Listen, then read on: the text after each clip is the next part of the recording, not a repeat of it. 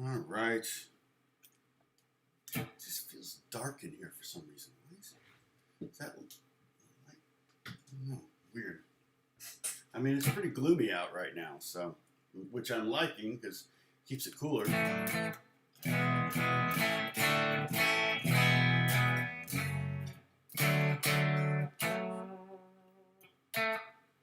got a fly in here.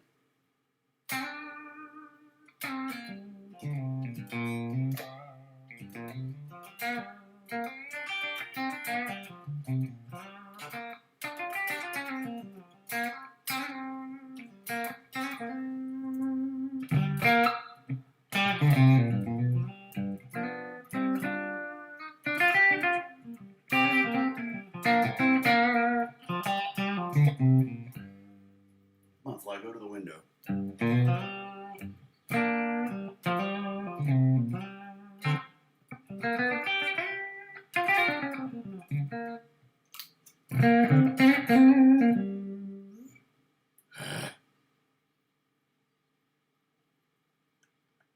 No, you didn't stay there. I got a fly bugging me right now, literally. Oh. Bruce is texting me. But I have to keep my eyes on the phone because, oh man, because Alex is having car troubles and I may have to head down to his place to help him out. So he's gonna look into it. Talk about the telly. All right, the telly's a clue. First off, trying to get the right. I got a new computer you can see back there and a new screen. I'm actually going to buy two of those, so I'm going to have two side-by-side curved screens. So I'm gonna. I forgot. I don't think the screen has a built-in camera, so I'm gonna have to get a camera for because I've been using the iMac camera here. Oh, yes.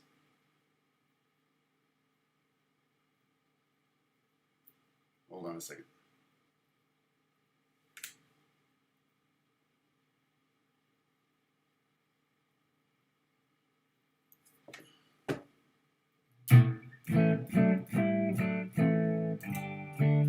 Now, where's Bruce? Are you there? Are you not seeing me? Hey, let's all tell Bruce I've been on since the top of the hour. He texted me like, "Where are you?"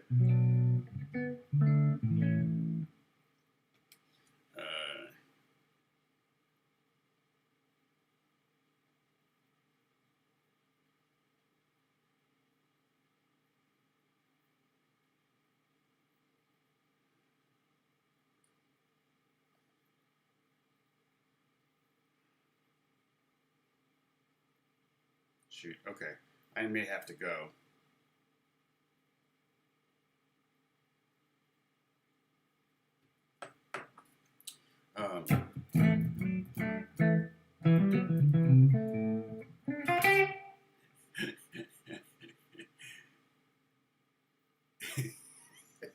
The green top of the hour, yeah.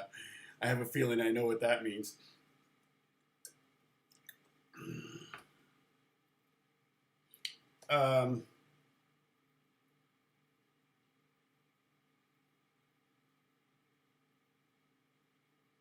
Let me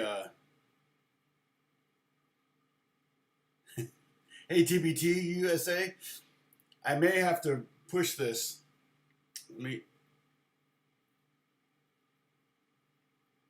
sure? Okay, we'll see. Are you sure? Question mark.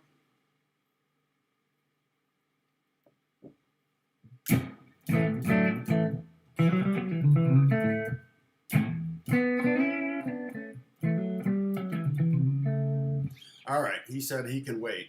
So Alex is being a superstar.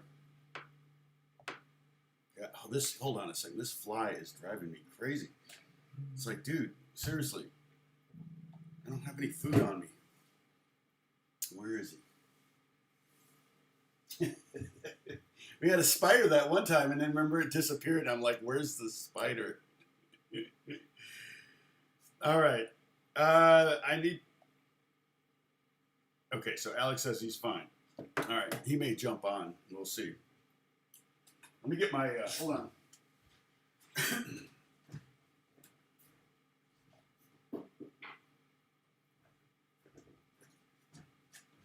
I got my Amish fly swatter. This fly swatter was made by the Amish. Oh, there he goes. He flew right by it. Oh, there he is. Come on, dude. Land somewhere. There he is.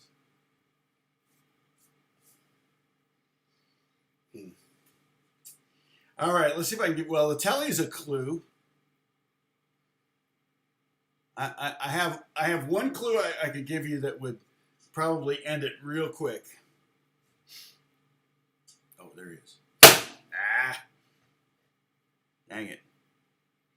Flies are so fast. This is exciting. I've actually seen TikTok live streams that were less exciting than this. Like, why are you broadcasting yourself sleeping? Have you seen, there's TikTok video live streams where a guy will, like, if you tip him a certain amount of whatever money, like a choo-choo train is like $1 or something, whatever. He's trying to sleep and a big giant train whistle will blow. So in other words, everybody's tipping to keep him from going to sleep. It's just like, he's probably making thousands of dollars a day, but it's just funny. It's like, wow, what a concept. This is the Fly channel. I didn't get him. Oh no, there he is. I don't know if you can see him. Can you? You probably can see him. Actually, I mean, from my perspective, the resolution on my screen looks good. I imagine it has something to do with how far you are and how good the connection is. I would say that Dennis, you might get more of a blurry view, but then Holly would probably have a pretty clear view. But I could be wrong on that. All right. So, Sam wanted me to talk about this telly. This is the telly that I traded. This is a Japanese telly. This is a 54 reissue, and the U.S. I don't think they ever made a 54 reissue. They did like a 52, which is a really common classic telly. They did a 52 reissue. They probably did like I don't know, a 57 reissue. I don't know what years they did. I know they did like a 62 reissue. Kind of the iconic tellies through the early stages. And but the Japanese were into it. Like if there was a change, like this is a 1, 2, 3, 4, 5 screw pick guard, and so like the 53 had like a 6 screws, had another screw here or something like that. And so the Japanese did a reissue of the 53 and the 50s. I mean, like they got into it. And so this thing plays great. It sounds great. I love the pickups in it. It's all stock. I haven't done anything to it except change the strings. Oh, that's not true. Actually, I have a 4-position switch put in, which I couldn't tell you what it does. Normally, you would have a 3-position here, both of them on, and then this pickup on. But this one, I think, let's see, it's the middle. He gave.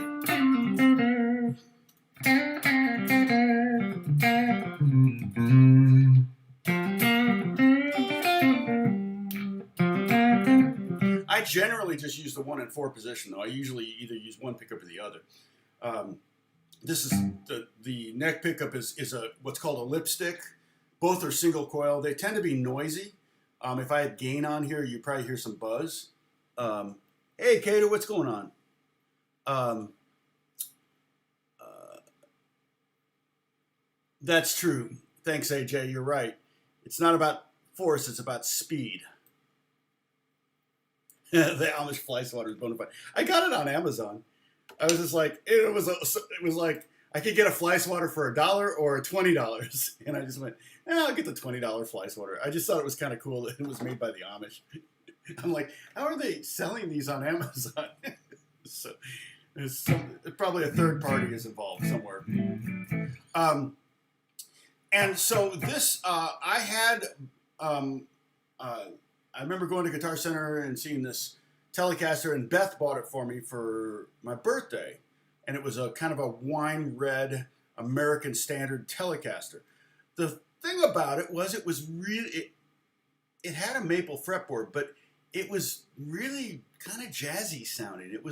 It sounded like more like a jazz guitar than like, the whole reason I wanted a country guitar was to do the,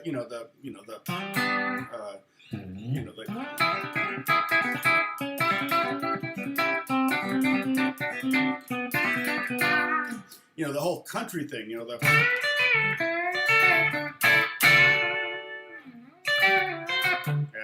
the action's a little low on this.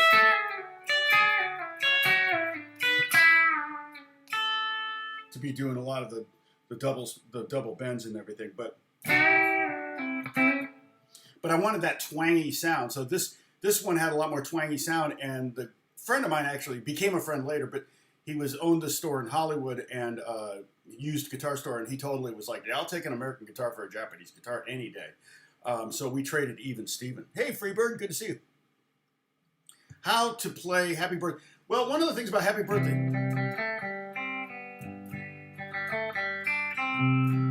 you have to start on the 5 of, so you play whatever key you're going to sing in, whatever's a good key, the melody starts on the 5, I think. Happy birthday,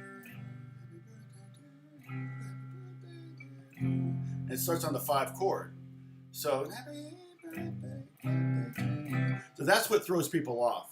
So you're starting on the 5. So if you're in a key of C and you count up C scale, 1, 2, 3, 4, 5. Okay.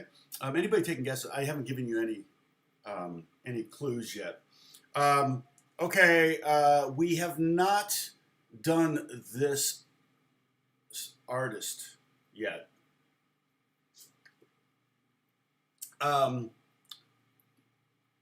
But we have done songs from this decade, and it's not this century, so it was last century, which sounds crazy. But last century was 22 years ago. We're well into this century, sadly. Is The Fly a clue? No. And The Fly is taking a hiatus, which tells me, oh no, I think I just saw him. I hate it when they get in your face. It's like, what? Just live, live your life. Let me live my life, right? I'm saying artist in the broad sense, meaning a person or a group. Fly on the wall. There you go. That's a good guess. But again, The Fly is not a clue. We got a lot of people on, huh? Or is it just my imagination? Just my imagination. Nah, not that many. Yeah, I think The Fly Honey killed it for me here. Okay, I'll give you. It's a band, and the band is still around.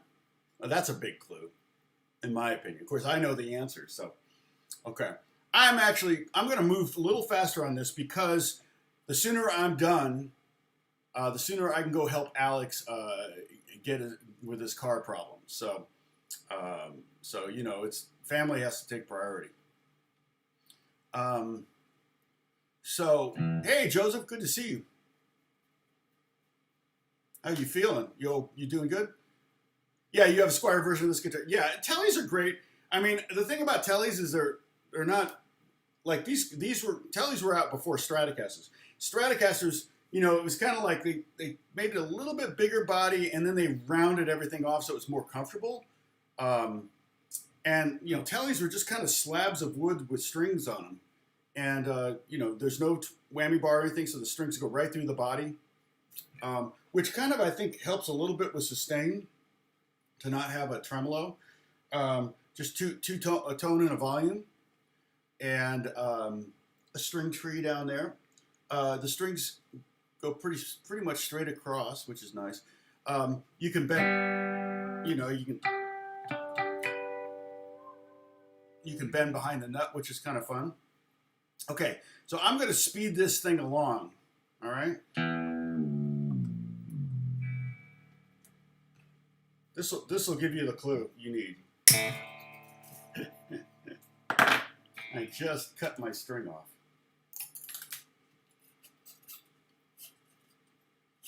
All right, this should tell you all you need to know.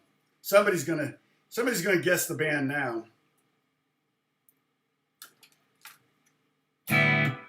So I got 5 strings.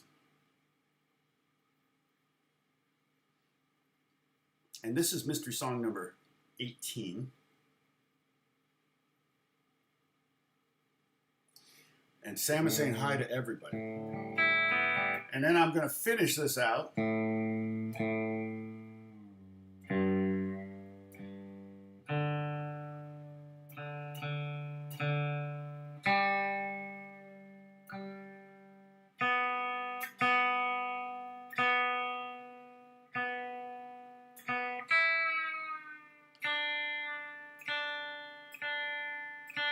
Now I am. That's right, Holly. Now you don't need to take your bottom string off, but you are going to need to tune to open G. So let me show you how that is tuned, okay? So we're going to do open G tuning.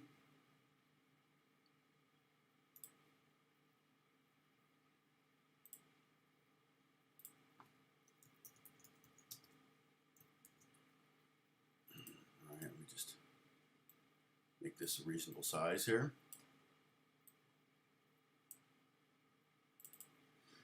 Okay, open G, standard open G is D. You tune the low E string down to D, then it's G, D, G, B, D. So you've got 3 fifths in there, 3 fives in the key of G, and you got 2 roots, the G's, and you got 1/3, the B. All right, but the Keith G, I'm going to call it Keith G, is the same thing, but just get rid of that bottom string. So now you don't have to contend with that, which is nice because. Well, thanks, Joseph. Thanks for buying me coffee today. No, close. Brown sugar, yeah. Brown sugar's right. Sorry, I didn't see that. So we're gonna learn some of the riffs from Brown Sugar. It's actually requested or asked for on the Discord.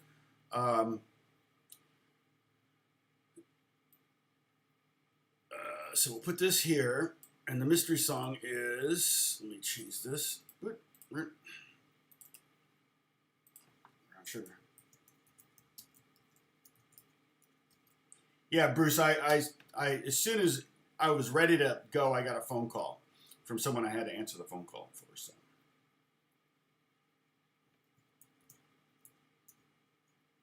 The rolling S tones.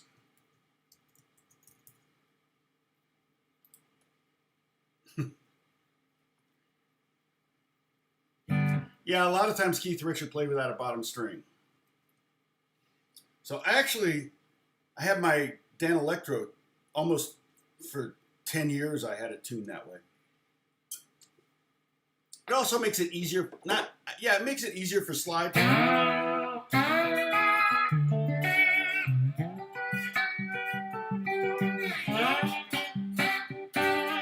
Which is not the best guitar play slide on.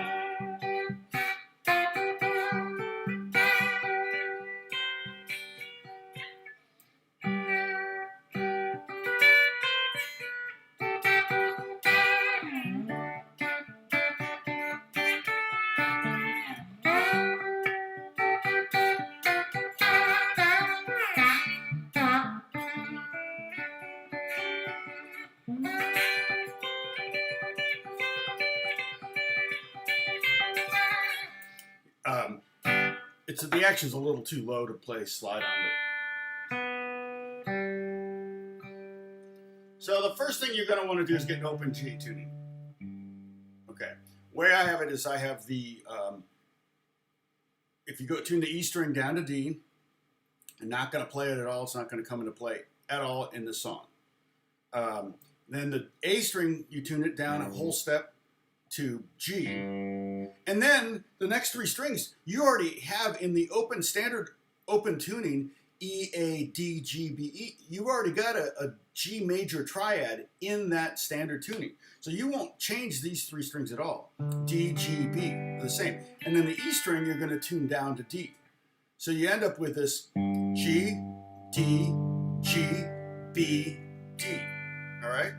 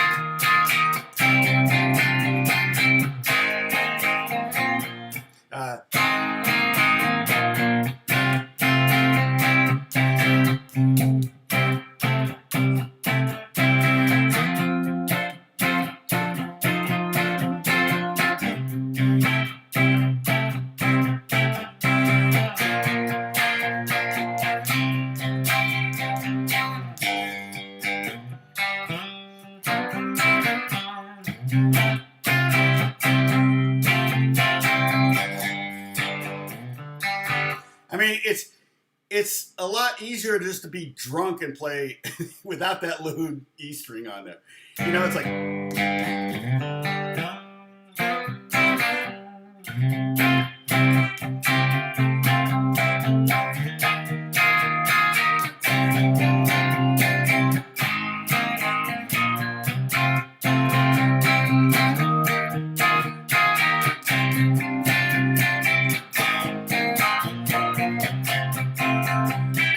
Consistently the same thing every time. It's all about just throwing your hands on there. Okay, so what we're gonna do is, so this is G. We're gonna have to be able to bar with our first finger. All right. I've been meaning to kind of create a spreadsheet. Yeah, poor Emma. Her high today in Spokane is 49. She is not liking the weather in Spokane at all. If she had known, she wouldn't have taken that job. I guarantee it. Man. So, so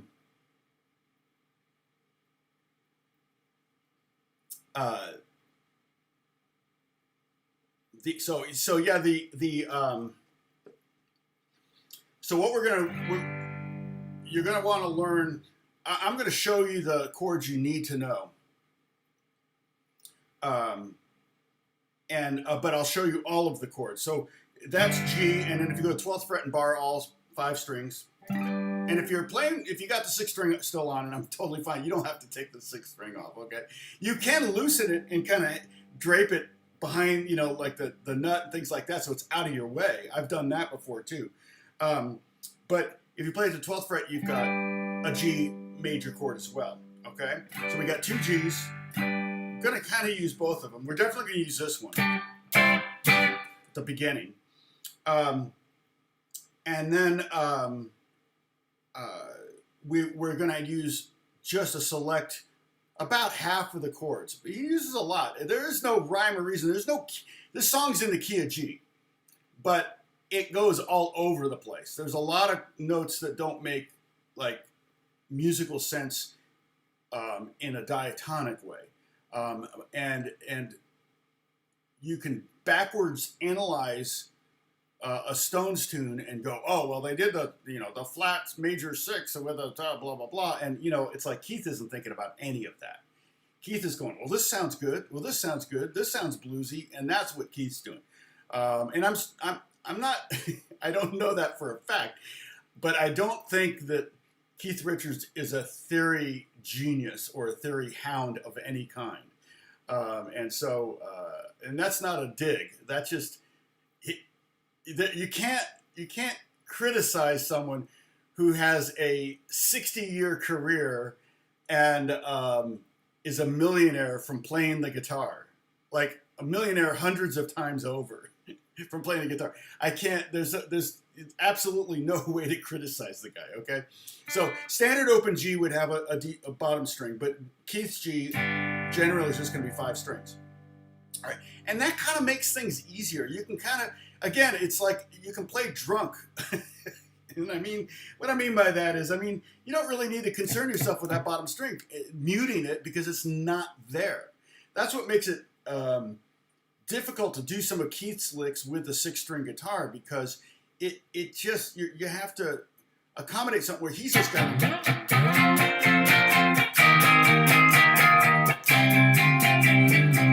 he's just throwing his hands on the guitar. And we're going to learn the shapes that you're going to use.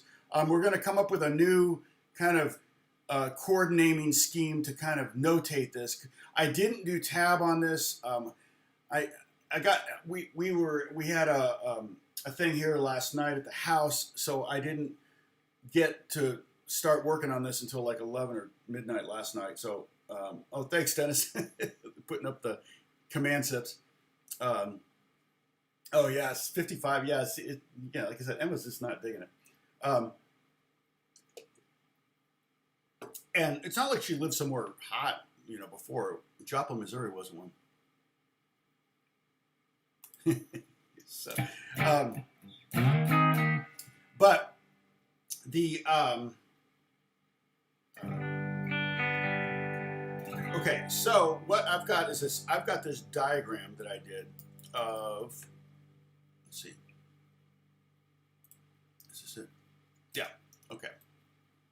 So this thing has. Okay.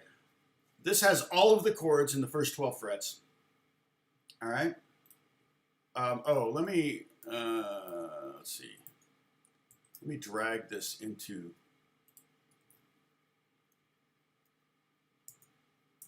I'm going to drag all this stuff into Discord. So if you guys want to get a heads up look on it.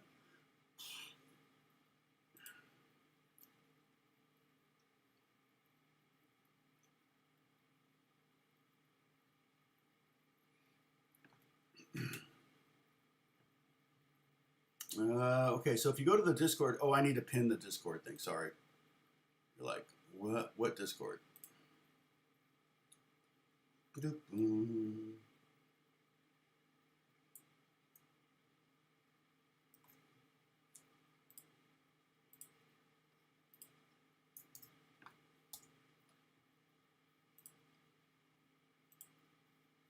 Pin message, okay. Tom's Lesson PDFs. There it is. So, and I did kind of name these somewhat. They say BS, RS, Brown Sugar Rolling Stones. They'll say the different things. So I'm going to drag those in. And I'm going to, come on. I want to scroll down. That's weird. Oh. Hit return maybe?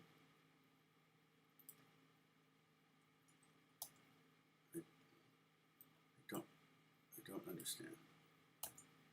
Oh, there. I think it's going now. Okay. All right. So, here we go. Okay, we're good. Oh, sorry, I got to get rid of this Discord window or it's going to beep at me the whole time. All right. So, the frets we're going to use for this chord, we've got the open G, and then we're going to use the first fret, which is A flat. We're going to use the third fret, which is B flat. So I highlighted all the places the ones you're going to need to memorize in red. C, E flat, F, and then G. Okay? So open, first fret, third fret, fifth fret,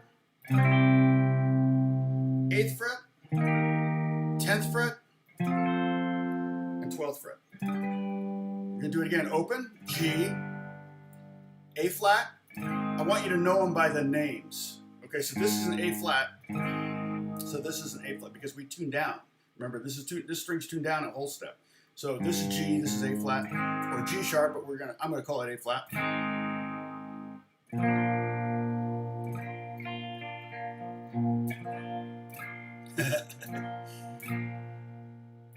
And B flat, yeah, they kind of go together, don't they, Brian?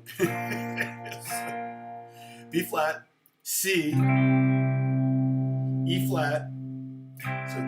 So E flat, F, G. Okay, let's do I'll do a quiz. Here we go. Show me one of two G's. All right.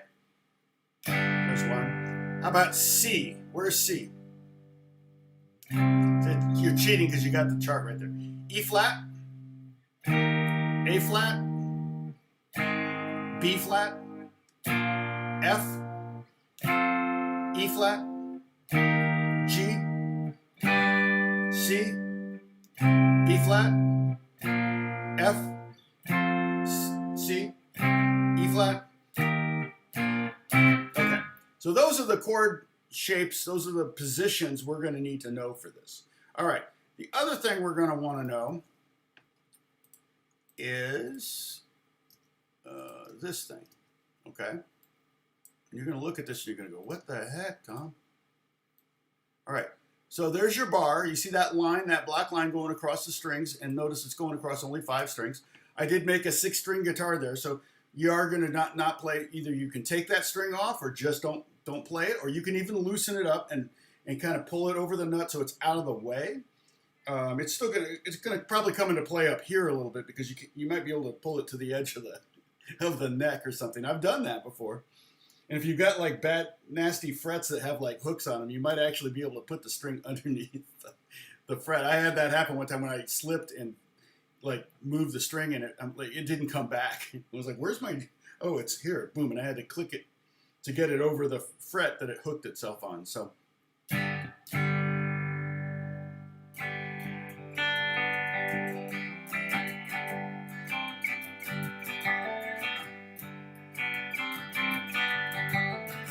Okay, so what we have here is we can go, let's go to the C, which is the 5th fret, okay? And these are not fit, you're like, I don't have a 6th finger. So yeah, you don't. These are suspensions, okay? So you've heard of the term A sus or G sus. What that generally means is that shorthand for A suspended 4th or G suspended 4th. And so what that means is you're taking the 3rd and you're moving it up to the 4th, and it creates this, I call it suspense, but suspension, it wants to resolve. So if you just take your 2nd finger and put it where that 4 is, which is the 1 fret up of the bar on the 2nd string, that's a suspended 4.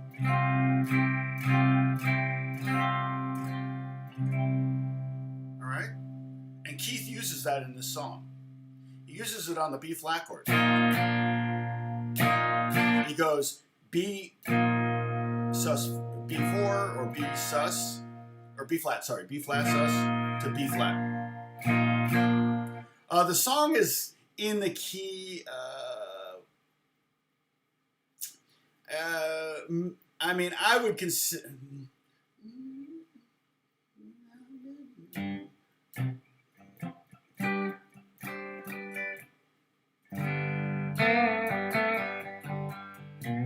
I think it's in the key of G. The song ends in the key of G, but because we're playing like 7ths and stuff over G, it's going to sound like Mixolydian, which makes it. But yeah, so again, I wouldn't worry. Ultimately, if you were to solo over this, if you just played G blues, you would probably be golden over every chord because everything's kind of going back to G and resolving to G. So, to solo in the home key, the key that the song wants to go home to, is always safe. So C Mixolydian, no, I wouldn't say C Mixolydian.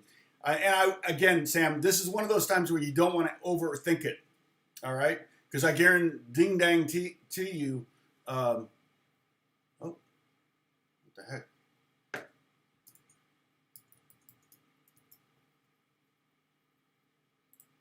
Oh, reminder, okay.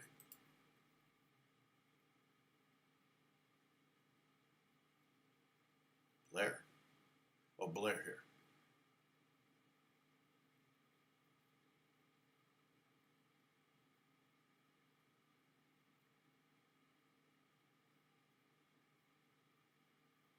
Oh, weird.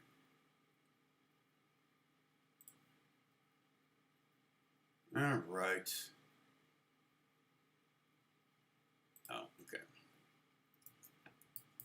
So, you know, work is a bit crazy, which is great, but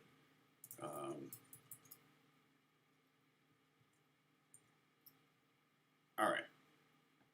Hey, Aslan's in the house. Okay, so it's all right. We just kind of got started. So if I'm playing on C, I got that.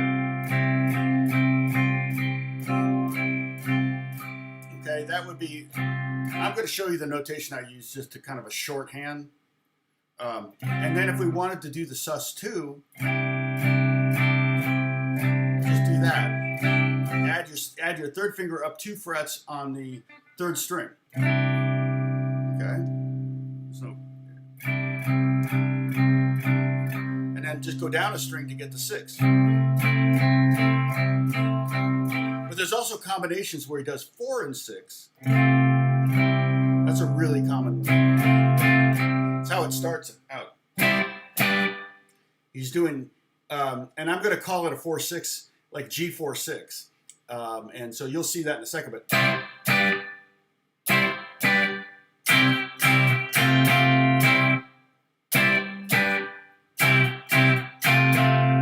people make the mistake of thinking that's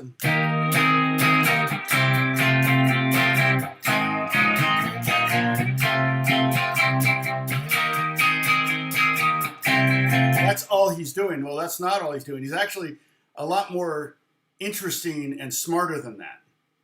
But a lot of people will play that song that way, and just every time they add something in front of the bar, it's always the 4 and the 6. Okay? So play C, add the 4, take off the 4, add the 2, take off the 2, add the 6. Now, the one he uses a lot is the 4 and 2, which has a great sound. Love that. You could go sharp 4.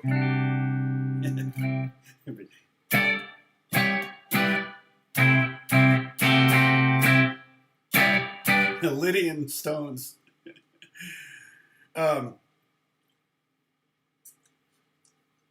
Lydian Rolling Stones. So yeah, so get to know those options, okay? He's also going to do just the 6 by itself and the 7th. Take your pinky and go up 1 more fret on that 4th string.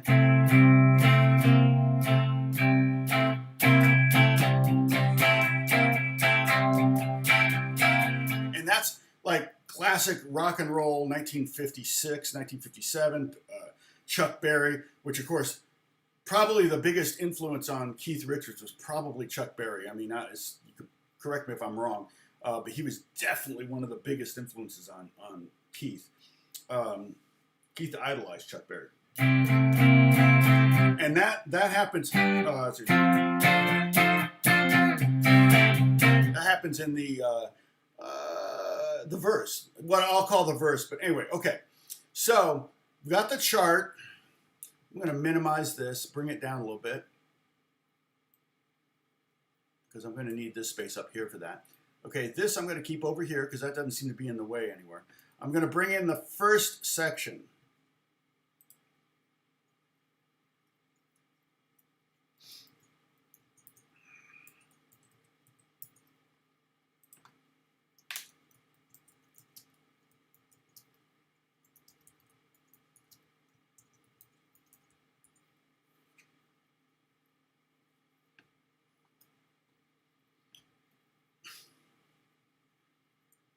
All right. Messing with my kids. Okay. So Alex is like, wait, Dad, why are you? Okay. So here's the A. I'm calling this the A riff. This is the first riff. All right. And there's, again, no tab here. Mainly because I was telling you, I kind of was doing this late last night. And I know there's a way to do finale and to have it compensate for open tunings. But at midnight last night, I didn't want to learn it. And try to learn something new and tab and move, just so we're just gonna kind of we're gonna clap out the rhythm. You've got the chart there to show you where these chords are. So G is we could do here, but it's gonna be this G up here. Okay, so we have 2 G's. That's the only thing we have to discern. But we're gonna kind of use the open G. But for the most part, if I'm referencing G, we're going to be talking about the 12th fret G. Okay? So if you're on an acoustic guitar, you might have a little bit of a struggle. But so what? So let's look at the rhythm. One, bump, bump, bump, bump, bump, bump, bump, clap. One, right? You know that rhythm, so you're not really technically reading that. You're hearing the song in your head. One, bump, bump, bump, bump, bump, bump. But I'm always interested in teaching you the rhythms so you could see them and go, okay, well, that if I saw that rhythm, I'd be scared. I'd be like, I don't know how to play that. And then, but if you hear the song, you go, oh, it's that rhythm. In fact, sometimes a rhythm can tell you what song it is without having any melody attached to it or chords or anything. You could just go, like if I just put that rhythm up there, which I could have totally done, and said, okay, what song is this? Bum, bum. One. Okay, so that's nothing on beat 1, 2, 3, the and of 4, the and of 1, the and of 2, and then 3, 4, right? So what that is we're going to go up to the 12th fret, we're going to play a G, but we're going to add the 4 and the 6, which means these two fingers, the second finger on the second string and the third finger on the fourth string. Okay?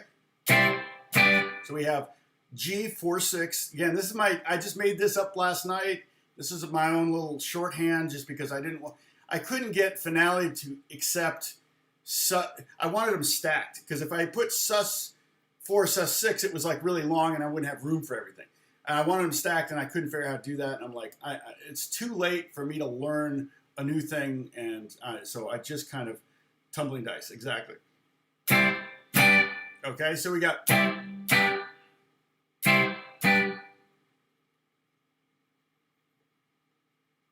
Nice. 100 degrees in Michigan probably feel like 120 because of the humidity. All right. So again, go up here. Now we're gonna start with the 4/6 chord. So we're gonna start with our fingers on, hit it once, and take it off and hit it again. Okay. Then we're gonna go down to C at the 5th fret, and we're gonna start with the C chord with the bar only. Okay, and I was playing it like this. I was doing kind of an upstroke on those. So all those 8th notes that are syncopated, that are on the end of the beat, I was playing with upstrokes. Tell me which sounds more like what Keith's doing.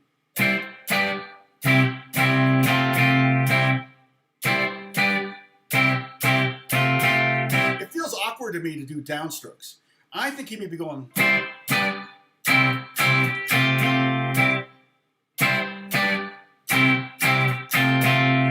I slowed it down like 100%, like made it half the tempo. If I could hear if the pick was going up or down on the strings on those and beats. Okay, I gotta quit. Hold on a second. This is getting...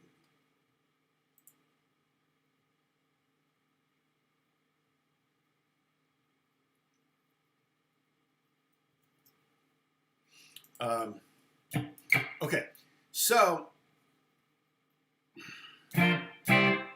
Okay, everybody got this? Yeah, I like the sound of the upstrokes.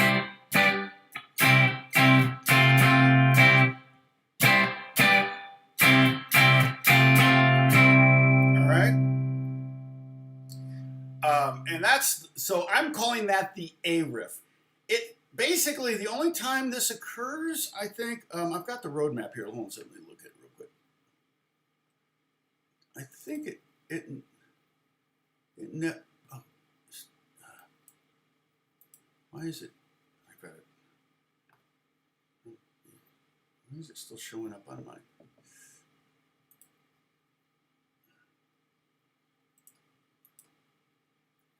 All right. I'm still getting notifications, which is kind of distracting me. It doesn't take much to distract me. We don't have many people on today. Hey, Bear Store, what's going on? So, so that's, I call that the A riff, and like I said, I don't think, yeah, the A riff never makes another appearance. 1, bam, 2, I'll go slow. 1, 2, 3, 4, 1.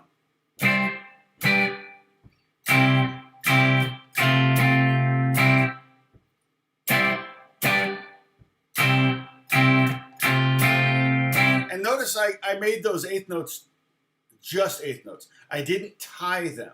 If I tied them, that would have meant that I want those chords to ring out. But instead, I'm making them short. And the way I'm making them short is I'm releasing my first finger from the fret. I'm releasing the strings from the fret, but I'm keeping my finger on the string. You don't want that sound. You want. So just practice that real quick. Strum the C chord up and then lift the strings off the frets, but keep your finger on the strings. Okay? You could do it with your right hand, but it would slow you down. I don't think he does that.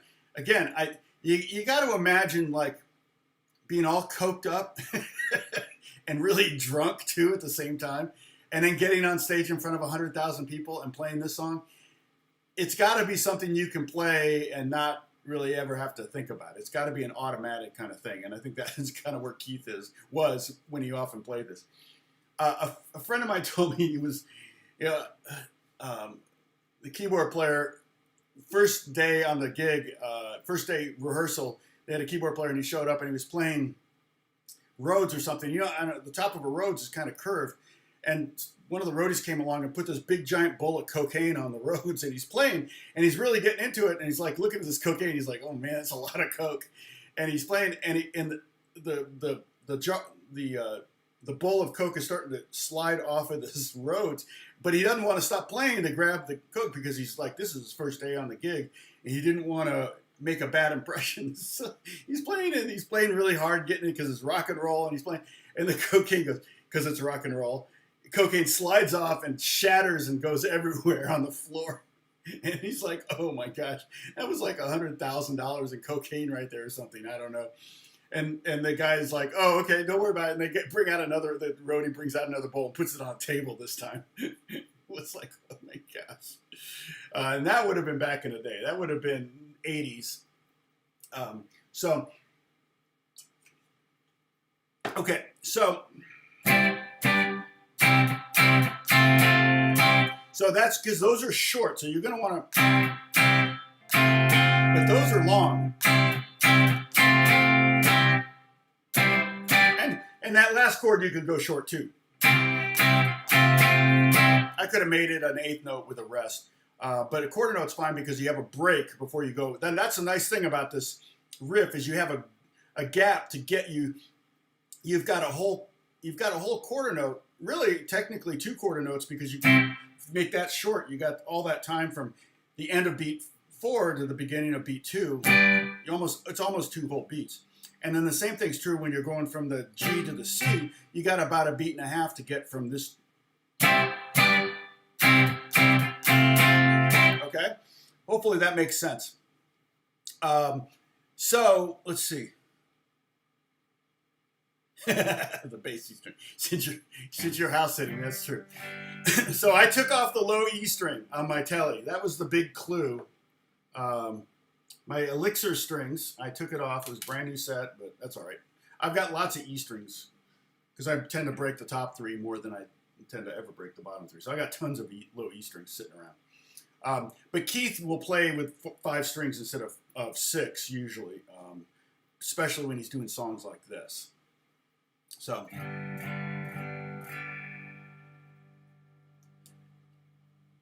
No, bluegrass is not lowbrow. Bluegrass is the bebop of the mountains. Bluegrass players are as smart as bebop players. They know what they're doing. So don't worry about adoring bluegrass. It's not lowbrow. It's not unintelligent people or unintellectual people at all. In fact, some of the smartest people I know are bluegrass monsters. So yeah, don't worry about that.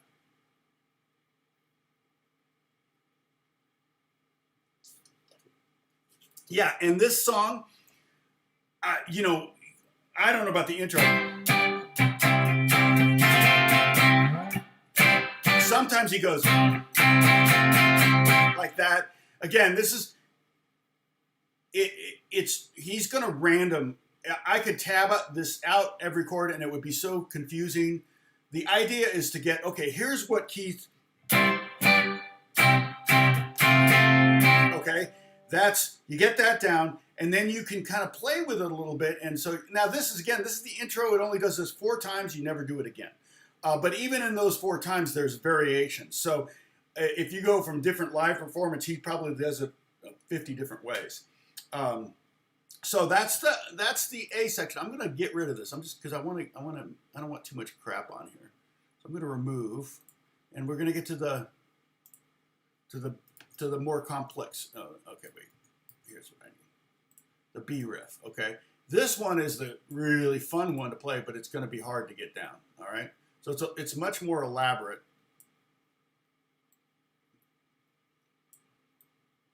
And I don't know. I tried to make it one line, but hopefully you could see that. Maybe make it a little bigger. Put it way up in the corner. Hopefully that doesn't jack anything up. Okay, but let's just go over the positions first. Okay, let's not worry about the suspensions. Okay, let's not worry about what our fingers are going to do in front of the bar. Let's just get the bars. So we're going to be at E flat, then to C, then to A flat, B flat, and C. All right? So it's E flat at the 8th fret to C, A flat at the 1st fret, B flat at the 3rd fret, and then back to C. Yeah. I don't, sometimes he hammers on. Yeah, like that kind of thing. Yeah, sometimes he hammers on, sometimes he hits them. Again, I don't think that it's any one particular time he does it one particular way. That's the trouble. Like I said, I could have tabbed out the whole song. I would still be doing it, though. I wouldn't be on my live stream right now if I started at midnight last night and tried to tab out the whole thing. Lick for lick. It would be ridiculous. And keep in mind, they have 2 guitar players. So I'm going to show you, I don't have any notation for this at all. I'm going to show you I'm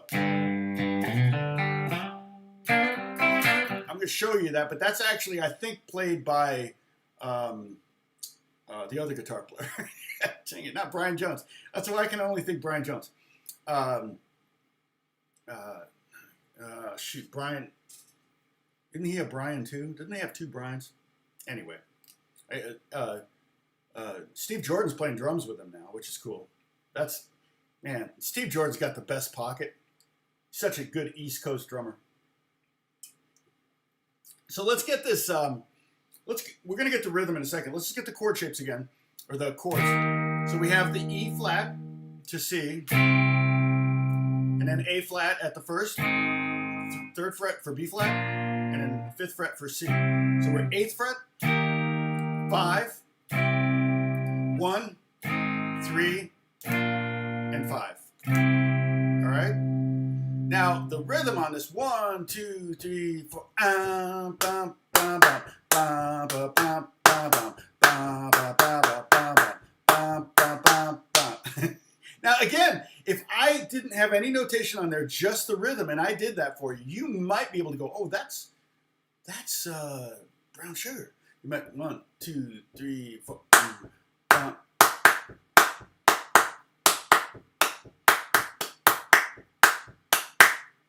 That's the rhythm, okay? And that's pretty much at tempo right there. So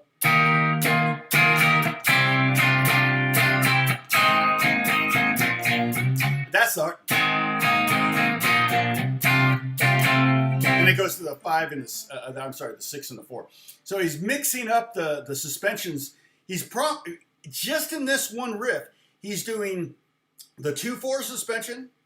He's doing the 2 suspension, he's doing the 4 suspension, and he's doing the 4/6 suspension. So he's doing 4 of the possible combinations. We could do, we could have 4, 2, 6.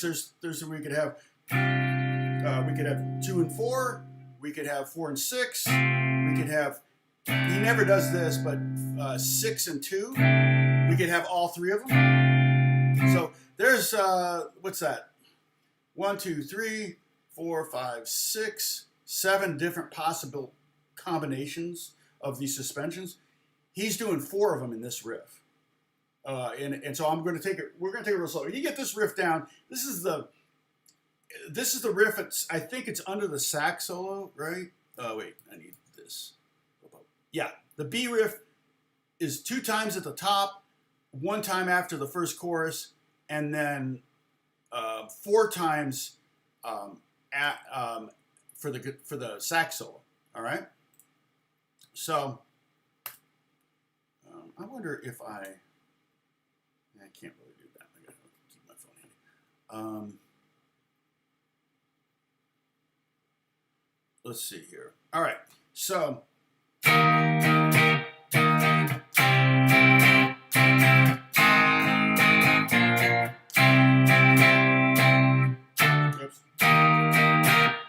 I don't know if there's any value in learning the rhythm with just the regular chords, like with just the triads. 2, 3, 4. And you can try to do upstrokes on all the ands of the beats and try to do downstrokes on all the down beats.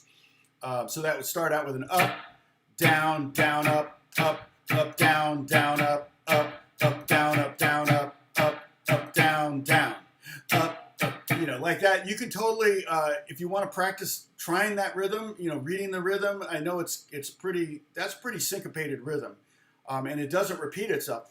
The thing I find interesting is kind of like dun dun dun dun dun dun dun dun. It seems like he adds a hit every bar. It's like if you'll notice, there's like 1, 2, 3, 4 hits in the first bar. There's 1, 2, 3, 4, 5 in the second bar, and then there's 6 in the third bar. So you know, not including the anticipated chord in the pickup, the F.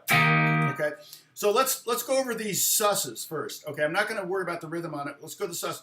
So we have the E flat, and the sus we're going to do on that is the 2/4 one. So what we're going to do is put our second finger 1 fret up on the second string, and our third finger 2 frets up on the third string. And that's such a great sound. Again, a lot of people do this, and Keith may sometimes do that. He may even go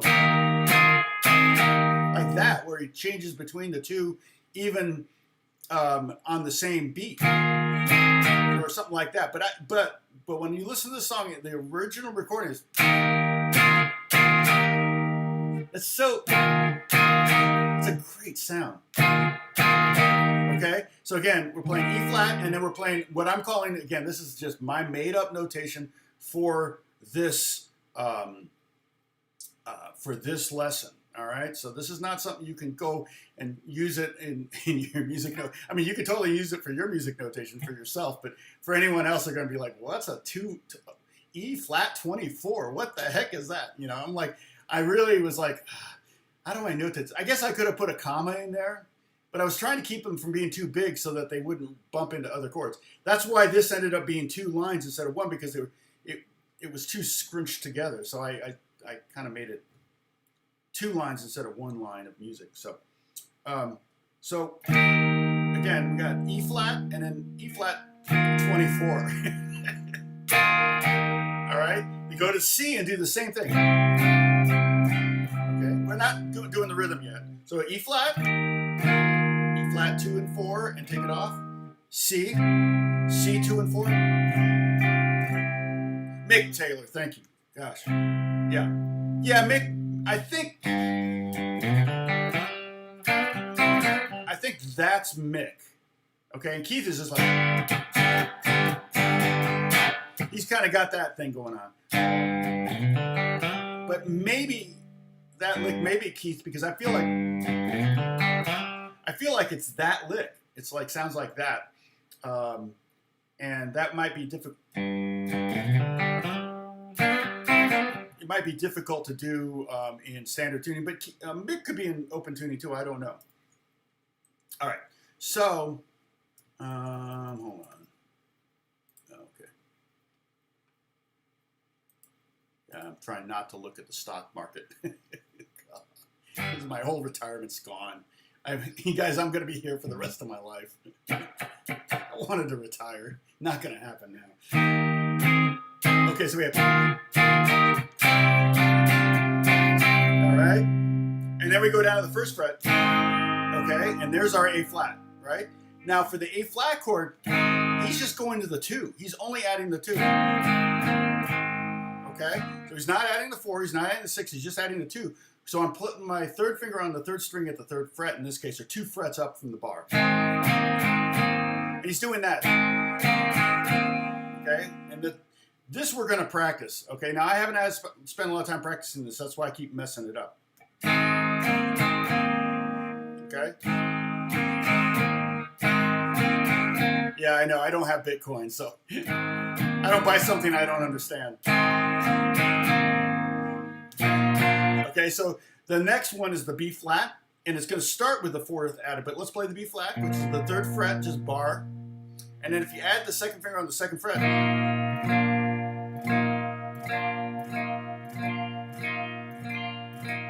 like that. If you just add the 2nd finger, you get that B flat sus. But what happens is it starts on that. Or B flat 4. I put a 4 in there. That's kind of, again, I'm using my notation, the special notation just for this lesson. So the E flat 2 is this, which that is, I'm sorry, A flat 2, sorry. A flat 2, that is an A flat 2. This is a B flat, this is not a B flat 4, it's a B, because there's no 3rd in there, it's just, but it's a sus 4, okay? So play the A flat with the 2nd added, B flat with the 4th added, okay? So again, and then it's going to go up here to C, and it's going to add the 2, it's going to add the 4 and the 6. So now we're going back to that intro, but it's going to start with that. It's going to do that. So what I'm doing is I'm adding the 4th and the 6th, and the 4th is here on the, with the 2nd finger on the 2nd string, 1 fret up, and I'm adding my 3rd finger on the 4th string, 2 frets up. And there's our 6th. That's the sound of a 6th. And then here's the sound of a 4. Okay? But we're adding those two together. Do that. Up, down, and then take them off. So just practice doing that. Taking them on, putting them off. And then you can also do that with a 4 and 2.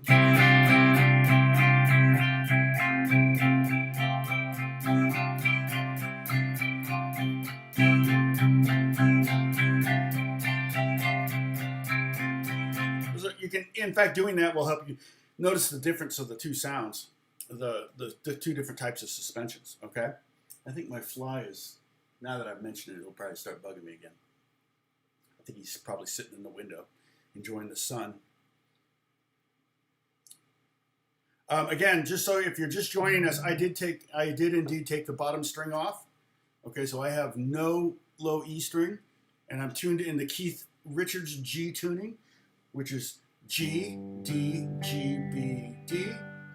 The A string is tuned down to G, and the E string is tuned down to D. And that gives me a G major triad. So these are all major triads. And the chords over here, this chart, the red chords are all the chords we're using in the song. So it's a lot of different positions. Open, 12, we have 10, 8, 5, 3, and 1. All those come into play in this song. Okay? All right. So now let's try, now that we've got, let's go over again. E flat to C, to A flat, to B flat, to C. And this is like the iconic riff in my opinion. I mean, this is pretty iconic. You do that and you're like, okay, I know what this is, right? Oh no, I'm going to get to that Mick riff in a second, Sam, don't worry. And I don't know that it's Mick, but that's the, I'll show that after I show the verse.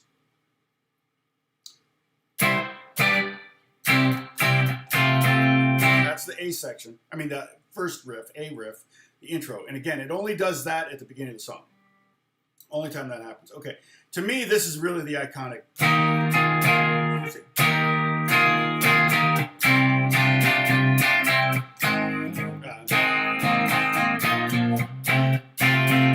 It's hard. This is hard. Okay. So we're going to go with the E flat. So we're going to start with an upstroke on the E flat. And then we're going to go downstroke, and add, but at the same time add that second and third finger for getting the fourth and the second. The harmony, the sus4 and the sus2. So we're going to go like that. Up, down, down, up. We'll go slow again.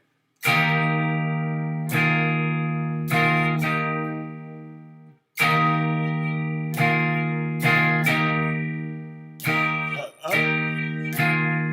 And you'll notice almost all the chords except the B flat chord are anticipated, meaning that you change chords on the end of 4.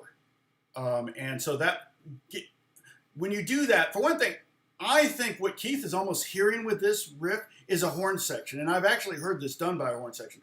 And they have a horn section when they tour sometimes. And they probably play. But he's kind of thinking, because you think about the shortness of Keith is like going, I'm the horn section. And that to me is kind of the perspective here. And when you have horn section, a lot of times if you see a horn section in a band, you go, okay, we're going to have a lot of chord changes on the and of 4 because that's just the R&B, soul, horn section-y kind of thing to do. All right? So if we look at these chords, 2, 3, 4, 2, 3, 4, 2, 3, 4, 2, okay, 3, 4, E flat, 2, 3, C, A flat. So again, the B flat's the only one that's going to fall in the downbeat. I'm pretty sure that's where it happens.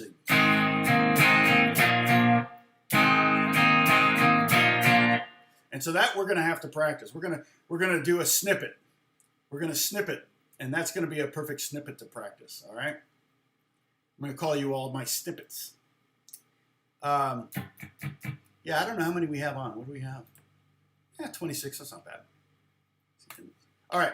So, I should probably change the title of the lesson, huh? Let me edit this.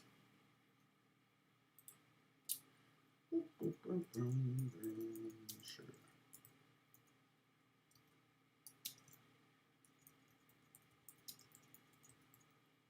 The rolling S tones.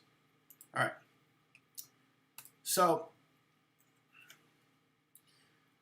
again, at the risk of over analyzing or over explaining this section, I'm just showing you the chords. 3, 4, 2, 3, 4, 2, 3, 4, 2, 3, 4, 2 upstrokes, down, up. Okay, and that's kind of the chord progression for this. You can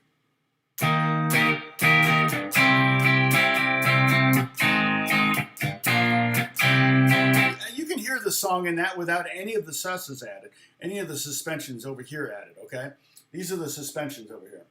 And so we take that bar and we go, on this one we're adding the 4 and the 2, so a sus4 and a sus2 to get that E flat thing going. And we go down to C. All right? Let's do that one now. We did this one. Let's do the C. So we're going to go up with the C chord. Then we're going to go up. We're going to add those two. Up, down, down, up. And when we go up on the, after that, we're gonna go back to the C chord, which means just taking your fingers off. Because with the open G tuning, these are major triads right here. Boom, you got a C chord. Simple as that. You know, like you've never had an easier F chord.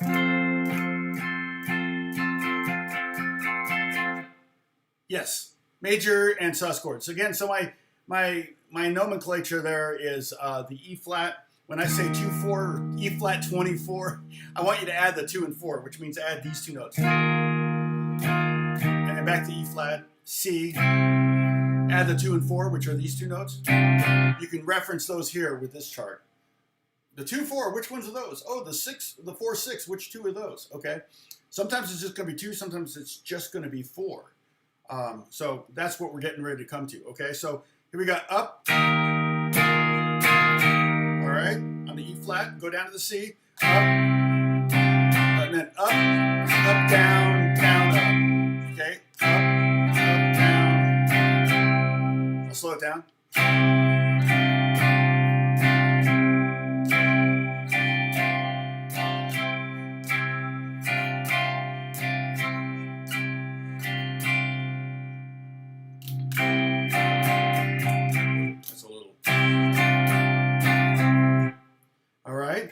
And then we're going to go down to the A flat. We're going to get there early again. We're going to push it. All right. Again, to me, it's just bam, bam, bam. You hear just a horn section. You can totally bam, bam, bam. And when you push, it gives the song momentum. It's almost like, wait, are you in a hurry to end this song? Why are you jumping the chords? You know, and I remember when I first learned about that, the first time I ever played a song that did it, and I remember going, oh, this is hard. And then I realized, oh, but it's so cool. And it's like, once you realize you've heard it 1,000 times and you start playing it, you're going like, oh, that thing. Oh, okay, I know what I'm doing now. So that's kind of what's happening. Again, you can practice just doing the pushes. 2, 3, 4, 2, 3, 4, 2, 3, 4. Okay, if you want to kind of get the pacing and the energy of the song down, you could start there. Then you can start to add the sus. Okay, and then so we get the A flat. So what we're going to do is A flat, and then we're going to go A flat 2. So we're just going to add the third finger up 2 frets up on the 3rd string. So we're just adding that 2 note here from this here. Okay, so just the 2. And that's going to be a sus2 chord, essentially, A flat sus2, or A flat 2, as I might call it that. But we have a 3rd in there. So it's kind of really is a true A2 chord. Oftentimes when we do A2, we just take off the 3rd and we go to the 2, and we don't have a 3rd anymore. So it's not really a true A2 chord. It's technically an A2, no 3rd. And I just hate writing all that out. So I just call it an A2 chord. And everybody's like, yeah, it's an A2 chord. But this one is an A flat 2 chord, and we are going to add the 2. So we're going to start with an upstroke on the A flat, and then another upstroke like that. So we're going to up, take it off for the down, put it back on for the up. We just practice that. Up, down, up. That's a good thing to work on right there. It's a little hard because you're way down here. You might have to throw your elbow out a little bit. Okay.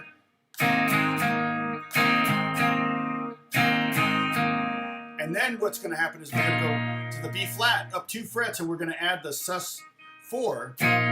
Okay, but we're going to start there. We're not going to start on B flat and add the 4. We're going to actually start on a B flat chord with the 4 added. So it's going to be this. Sorry, like that.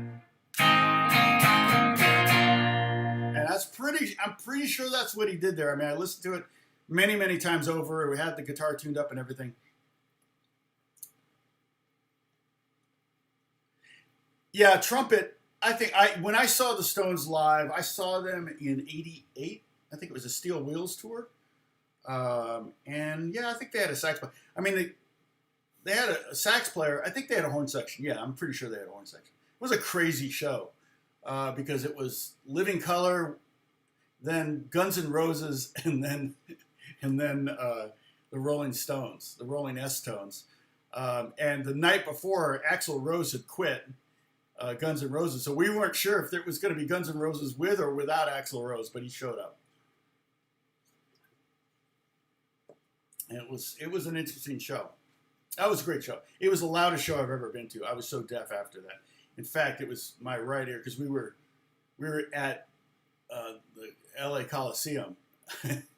So we were like the stadium, like we were on, I don't know how to describe it. From the stage, if you face it, we were on the left, kind of climb up. But we had Warner Brothers tickets, which were nice seats, because my friend, his dad worked for Warner Brothers, and I think they were signed to Warner Brothers at the time or something. So we had pretty good seats. Yeah, it was crazy. So we.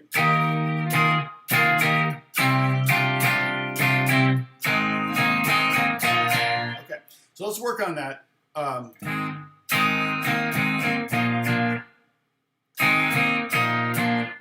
So all I'm going to do, I'm going to create a snippet of the second beat of that bar, the A flat, the add with the add 2, B flat, add 4, and the B flat.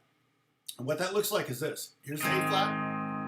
Okay, that's going to be a down to the up on the A flat 2. So we're going to go down like that, and then you're going to go down on the B flat with the added 4, and then up with the take off that and just play a pure B flat triad. It's just the first finger, okay? In fact, we could even do this. Practice just playing the A flat 2 to the B flat 4. That is a little bit tricky transition the first few times you do it. It doesn't even sound like anything, does it? But that's what that's in the middle of. So you want to try to get that down. Yeah, there were, yeah, they, oh, did they show cartoons on the Warner Brothers? No.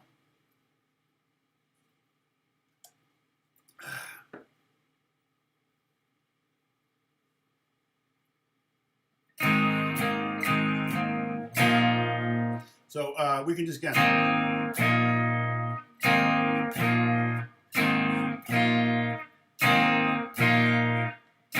flat 2 to B flat sus. Okay, so that's probably the trickiest part of this, aside from the syncopation. And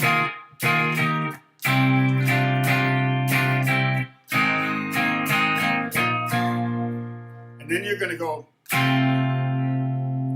to the C with a 4 and 6 suspended, okay? So we're at B flat and pure B flat triad, okay? Because we started on the B flat 4 and went to the B flat. And then we jump up here and we're gonna go to the C chord, but we're gonna pre-position or pre-place the 4 and the 6. The sus 4 and the sus 6.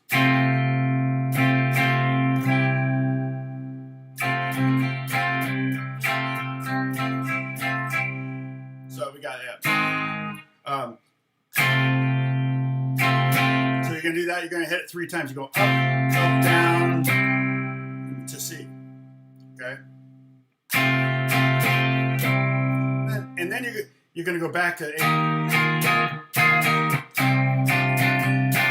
And again, he may do some rhythmic variations on it, but the first pass through it was pretty much this.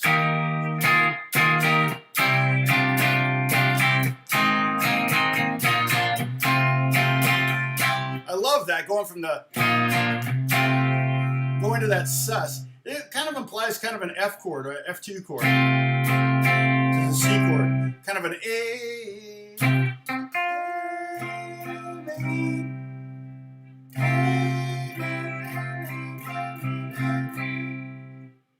All right. So,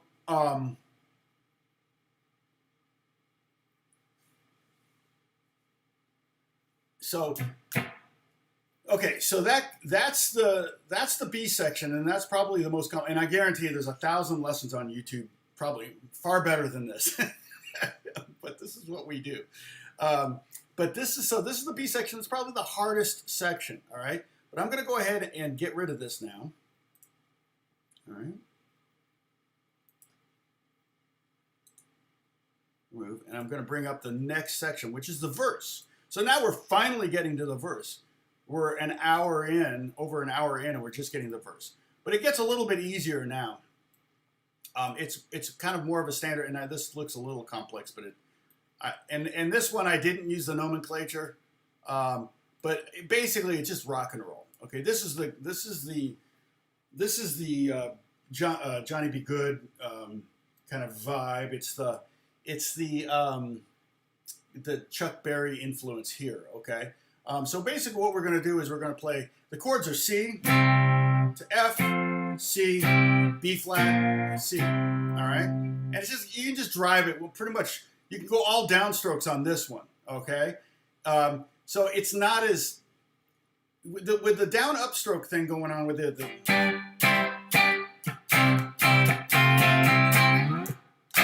oops.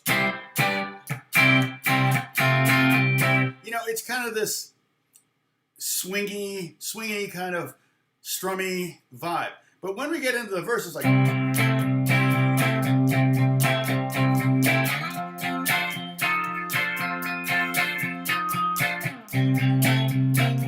probably went to there. Now, the downstrokes are more driving. So you drop to straight downstrokes. Now, technically, you're playing a 16th note pattern. Although there's not a single 16th note to be heard, but because you're doing all downstrokes on 8s, that means you have the capability to play upstrokes, and if you did, they would be 16. So in other words, it would be like. But that's why I call that a 16th note pattern, because you have.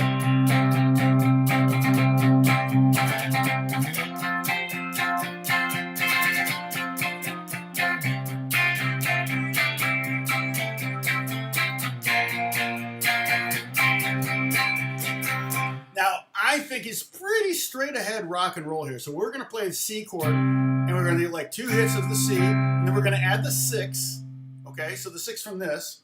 All right, we're going to learn a new one. I didn't put it on there, but it's all right. You can remember this. So 6, like do 2 of each. C, C6. Just a classic rock and roll thing. Then go up to the 10th fret, and here's our F chord. We said we were going to use an F chord. We haven't used one yet. So this is the first time we see the F chord, which, again, that would tell you probably, Sam, that the song is in the key of G. But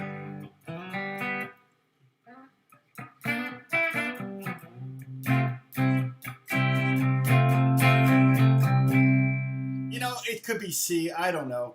It depends. Yeah, it's probably in the key of C. You can think C. Like I said, it kind of defies tonality, but this verse kind of tells you, boy, this is kind of a C verse, even though really there's no B flat in the key of C. There's technically the B flat in this F6. There's no, you know, so he could have gone to the 5 chord there instead. That would have sounded, you know, like this.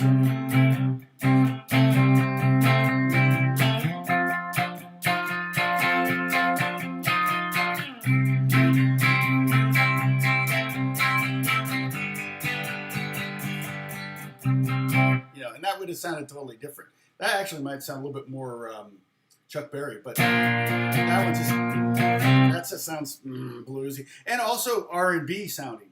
It kind of has that flat major 7 thing. Again, I don't want to get too in the minutia. I'm already digging too deep with the rhythms, and I don't want to get too deep into the minutia of the harmony or the key or the what key different chords are in.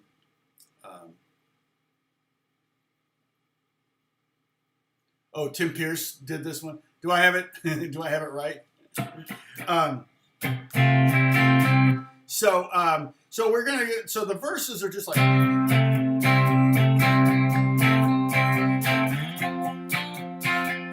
And when you go to the F, go the 6, add the 6, and then we're gonna take our pinky and go up 1 more fret and get that 7. So we're gonna go 6, 7, 6, 6, 7, 6.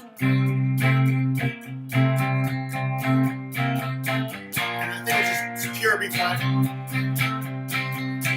Maybe do some hammer-ons there, or maybe some 6s there. It's kind of to taste. You could probably.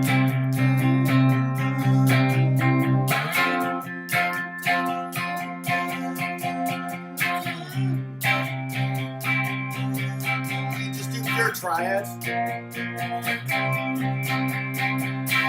Okay, we're almost to the lick. All right.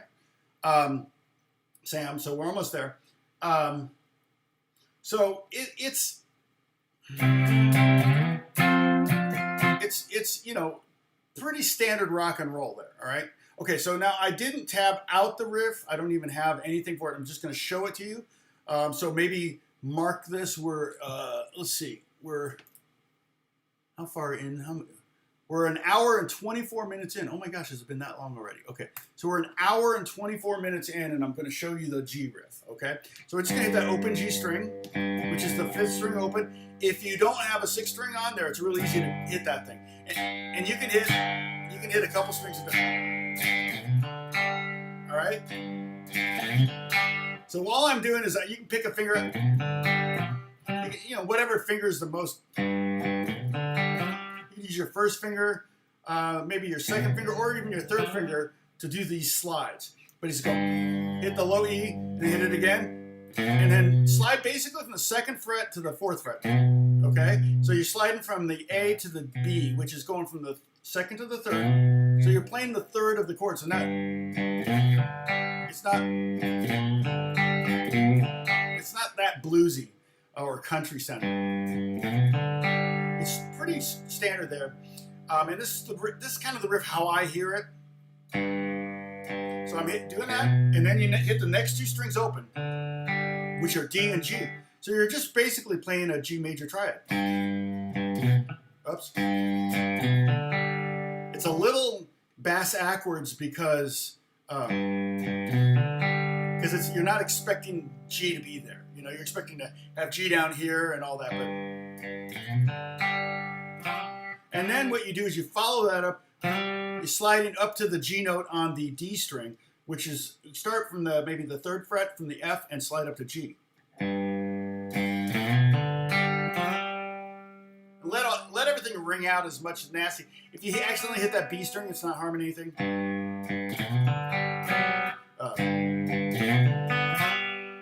I mean, I wouldn't hit it, but okay.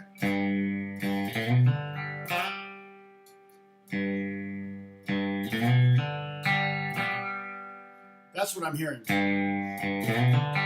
And to me, it's quieter. It sounded like it was off on the left, and it sounded like it was a different tone. So that makes me think it was, what's his name? You already said it, and I've already forgotten. Not Brian Jones. The other, shoot, I could see his face.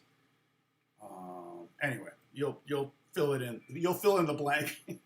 You'll fill in the blank stare on my part. That alone is a cool riff, right?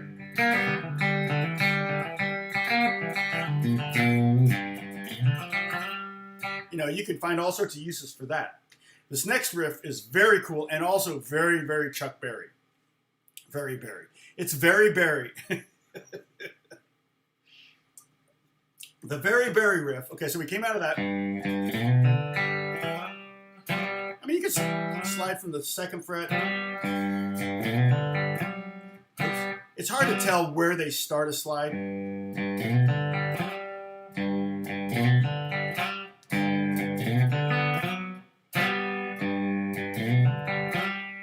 Motion is lotion. That is so Chuck Berry, it's not even funny, right? Okay, so what you got to do is you kind of got to visualize. Remember, on this tuning, these 3 strings, the 2nd, 3rd, and 4th strings, are all standard, same as standard tuning. So any riff you know on those 3 strings,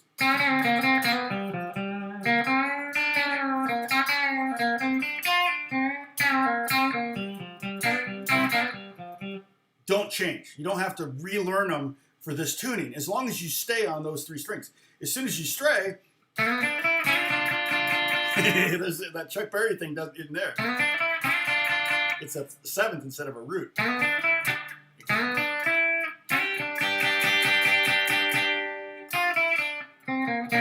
Okay, but it's a very Chuck Berry-like. Okay, so I'm gonna play. This whole riff is in on those 3 strings. So it's a riff that'll work if you're in standard tuning or if you're in G tuning. Okay, and so what you want to do is you kind of visualize that G bar chord right here. Okay, and it's kind of built around that. And so you can even see this G triad right here. 5th fret on the 4th string, 4th fret on the 3rd string, and 3rd fret on the 3rd fret on the 2nd string. Okay, and what he's doing is he's barring just kind of the top 3 strings, and I'm hitting the 2nd string and the 3rd string, third, 2nd, and I'm hammering on. So that's a B flat. That's a blues note. It's a flat 3. It's kind of the minor, playing that minor over the major because you got a G major chord going. Okay, but we're only there for a second because we're hammering on that 2nd finger on the B major. Okay, and then you're going to go down to that G note right there.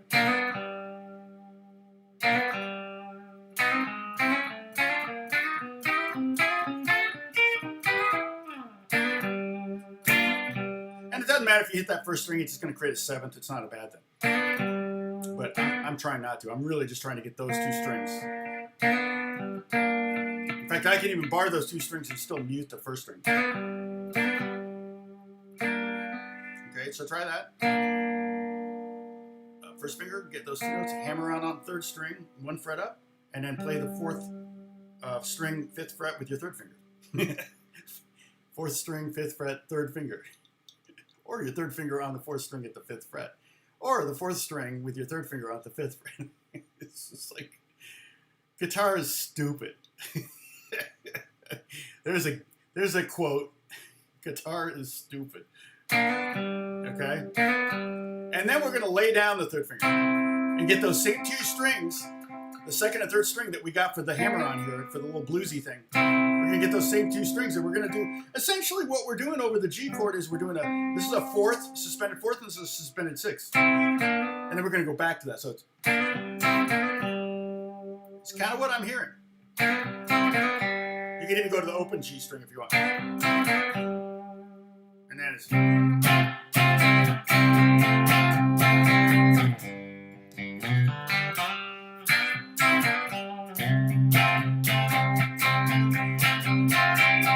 And when he goes to the C, he really is just doing the sus4 and the sus6.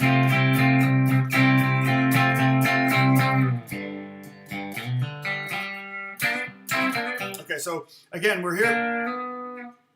I'm with stupid, exactly. I have a shirt that says I'm with stupid and then point down. That it might be taken wrong. Again, so barn just mainly these 2 strings. Hammer on the 2nd finger on the 3rd string, 1 fret up. Hit the G note there on the 4th string, and then go back to that. Oh no, then lay down the 3rd finger. Hit those 2 strings, the 2nd and 3rd string, and you go back to your 1st finger and hit those 2, and then hammer on that again, and then finish off with that G on the 4th string. Something like that.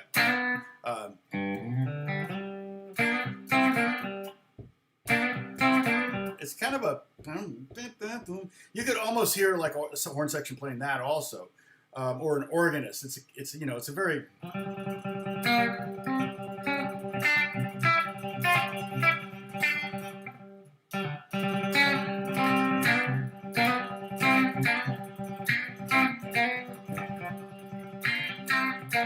that's a very organ-y kind of, you know, I don't have my organ sound up, but you know, you can kind of do that thing. Organists do that all the time. So that's kind of, who was it? Danny Gatton, like came up with that. He would like.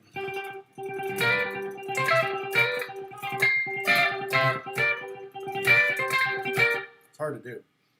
I'm not warmed up. You want to bend that double stop hammer on? You could do that. So Sam is saying he wants to, and basically what you do when you do something like that, you get that, and then you start to pull the strings towards the floor, but at the same time you're basically gonna kind of get just a fingertip doing it, and so you'll come off because you don't want to bend that D up to D sharp. But you want that B to go to B or that B flat to go to B natural. He does that a lot, actually. You're right, Sam. Because I think when the song's ending at the end of the song, it's just going back and forth. You know, it ends with this.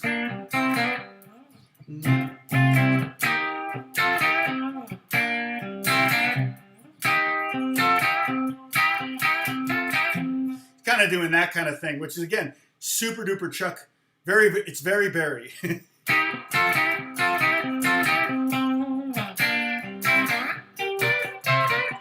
And maybe Keith or who said it? Did somebody say it for me?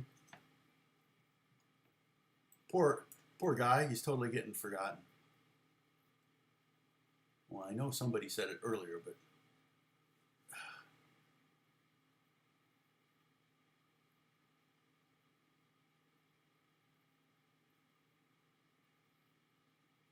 Anyway, Mick, thank you. Yeah, Mick is maybe doing. So you can totally do that riff with the pull towards the floor. So you're hitting two notes to start, but then when you pull down, you really kind of, one of them goes away just almost naturally as you try to get the pressure onto that, keep it on that third string so you can bend it with the first finger.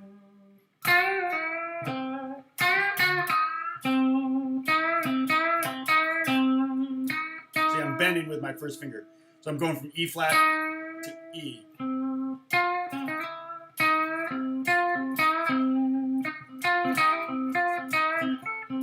You could even go back and forth between the two.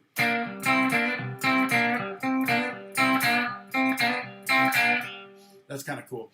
Yeah, and that's just, again, there's so much, just like, it's a jam band. It's just, they're just jamming. So there's no, like, this is for sure the verse kind of thing. It would, if I were to tab it all out, and it would be, 11 pages of music and tab, and it would be no fun to try to, like, oh, well, so I have to get only this note and bend this one and get, this time, but the next time I do it this way. You don't want to do that. You'll probably naturally stumble on the kind of improvisations that they do if you just kind of get the basics of the song.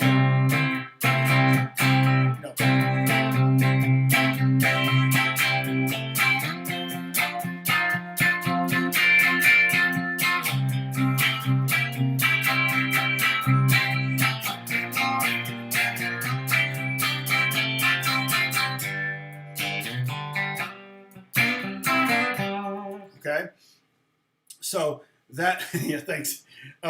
So that's kind of, that's really the roadmap. I have the roadmap here. I actually included it.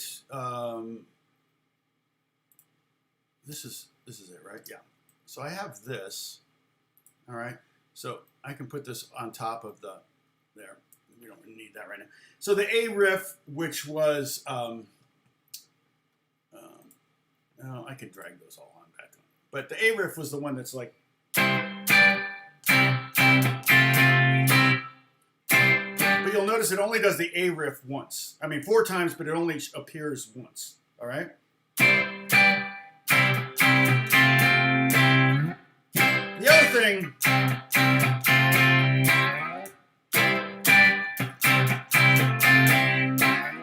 I almost hear him sliding up to that G. It's one of the things I really like to try to do when I'm, so I work on, I do a lot of different things. I play on movies, TV shows, games, video games, pop records, and one of the things I try to make sure I do is to not play too perfect. And it sounds like kind of contrary, but almost without fail, almost everything. If it's TV, the budget for music is really low. Most TV shows now, all the music is played by the composer, almost all of it. Truly, in my case, with music that I write for TV, I'm pretty much the only musician on all of it. It's all programmed, it's all to the grid, it's all very mechanical. I still play guitars on it, so that sounds human, and I try to bring that element to it. Movies, it depends on the movie. Sometimes it's full orchestra and everything's real. And then sometimes if it's a low budget thing, then it's just the, it's all sample libraries. And, they may be to the grid, so they're perfect timing on everything. The same thing's true with games.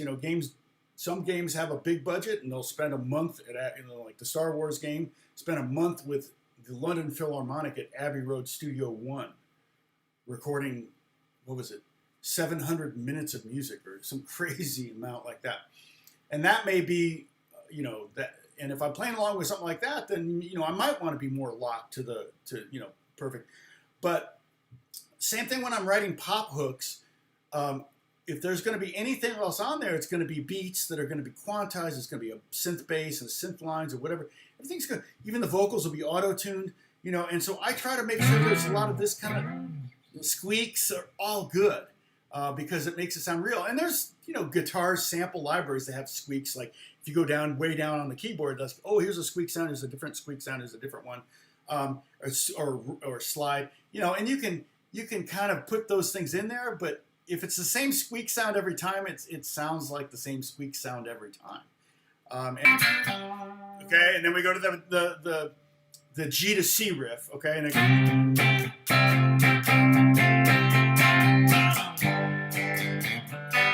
remember, this is the open like that. It's just, and you can see where that D string or that low E string tuned down to D would totally get in the way.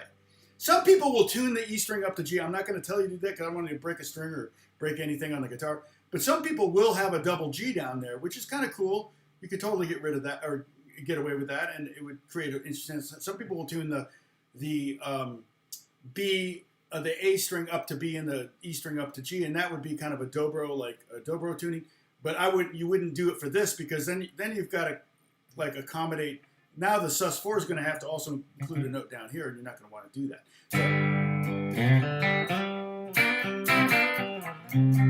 That goes to what I call the D riff, which is really the quintet chorus. It does that twice. And then it goes back to the B section.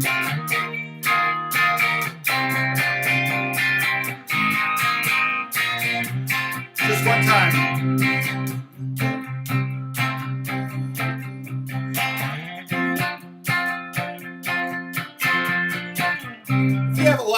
If you have like a cheap electric, you might want to just have it strung up this way, just to have it around so you can mess around with. Because it makes all Rolling Stone songs of this era in particular easier to play. Obviously, the '60s stuff, he wasn't quite doing it. It was more that kind of started to creep in the '70s, and this may have been. I don't know. This was before "Start Me Up," right? So "Tumbling Dice" is, I think, also open G. "Start Me Up," I think, is open G. This is kind of a primer for all Rolling Stones, like tunes of this era. There's a lot of these. Oh, man. Okay, and then it goes to the D section twice. Again, the same thing. Again, I slide into that.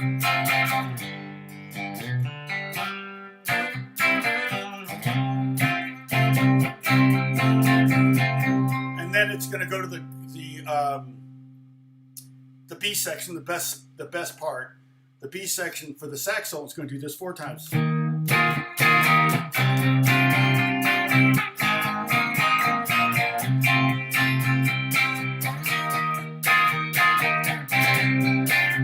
a lot of that double hits.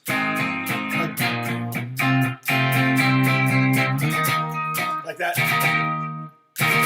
It's so fun to do. A lot of times you do that. Guitar players will do that to kind of hide the fact that they're changing. To kind of give you a momentum and a push into that chord too.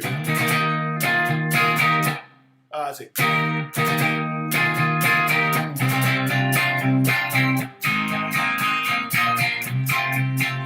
And the hardest part about that B riff is that you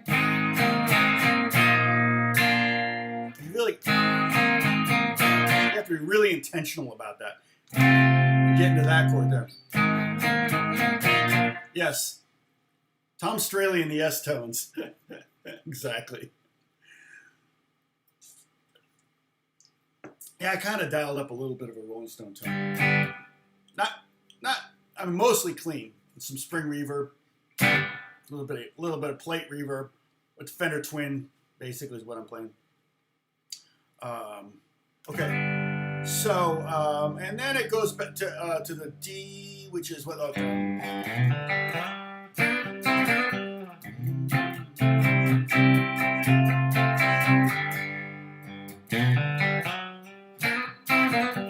It does that twice, and then it goes to another verse.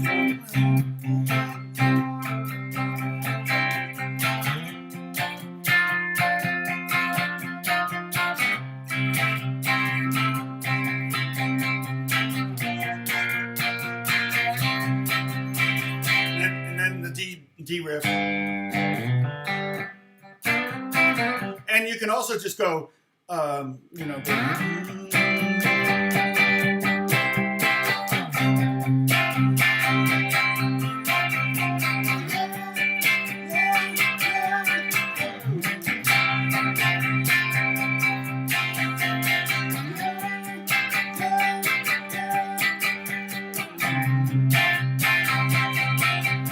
Oh, you know what, Sam? It does that on the C chord, right? Because it goes like,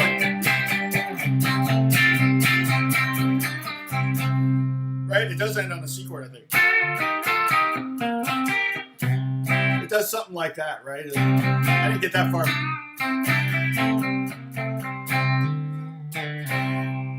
So probably you could probably think of the song in the key of C. I mean, the thing that throws you is it starts on the G chords. You think, oh, it's a G song. But no, this song is technically in the key of C, C blues. So this lesson was up there. It's definitely, you're learning a million things when I teach a lesson, okay? You're learning what susses are. You're learning to read rhythms. You're learning how to open tuning. You're learning a specific guitar player's open tuning. So there's a lot, there's a lot in this lesson. And I got to go try to help Alex now, poor kid. I'm hoping it's just a hose. I hope it's not his radiator or his head gasket. That would be awful. But thank God. I mean, he had a rehearsal in Santa Monica, and then he was driving back to Pasadena. And as soon as he pulled into the driveway, the red light came on, and he got into his parking space, and it was just water everywhere, coolant fluid. So you can tell if it's got that green thing going on, it's coolant fluid. So I got AAA, so I'll go over there and see if we can get AAA to tow the car to where he needs to go, and then I can give him a ride back. And just, it's a dad thing, and I love doing it because it's the kind of thing that they will remember forever. Got too many things open right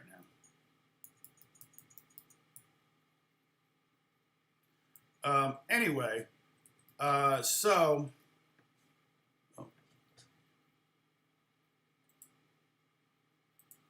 a hose. Yes, the hose was leaking. I hope it was a hose. My son's hose. Yeah. Oh, that's even worse. See, now I got to make this not friendly for children. Thanks, thanks, Jeff.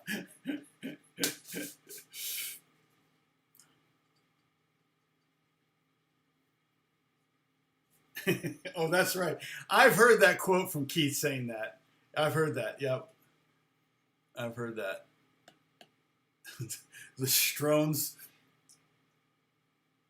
Please say hi to Alex for us. Oh, yeah, for sure. Yes, I will. He may be on. No, maybe not. He said, are you doing your live stream? I said, yeah. So, poor kid. Anyway, so, okay, we're going to sign off. I almost didn't do this because of that, but when I texted him, he said, no, it's fine, do it. I'll wait.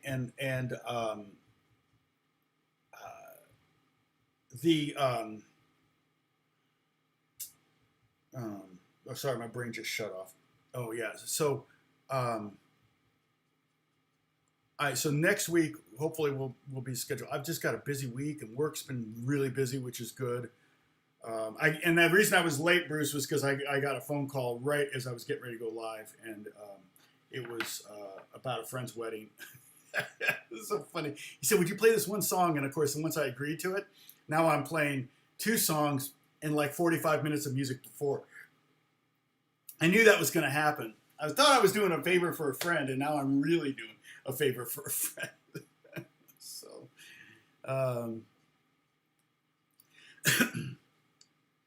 anyway, yeah. Oh, it could be the water pump. You're right. That's also a very common thing. Yeah. Water pump. The thing is, if it's, he said the light didn't come on, so that's a good sign. It didn't come on until he got in the driveway, which means it could be that the water pump went or the hose went. If it's the radiator, that's more expensive than the pump. I think years ago I spent $1,000 on a radiator, so I imagine it's $2,000 now. So I don't know. We'll see what happens. Poor kid. Yeah. As far as playing this song, you definitely can play it different every time. You can do different susses on it. There's certain ones that I think are iconic to the part, but then once I get into the sing part, the verse there, you can kind of have fun with it and mess around. There's two guitar players, so they're both doing different things, so it's kind of hard to discern who's doing what and everything. But, yep, you're welcome. Thank you so much for watching. What was our peak here? We got up to 36. That's pretty darn good. It fell off like almost precipitously there. So, okay. So I will see you all hopefully next Monday. All right? Talk to you soon.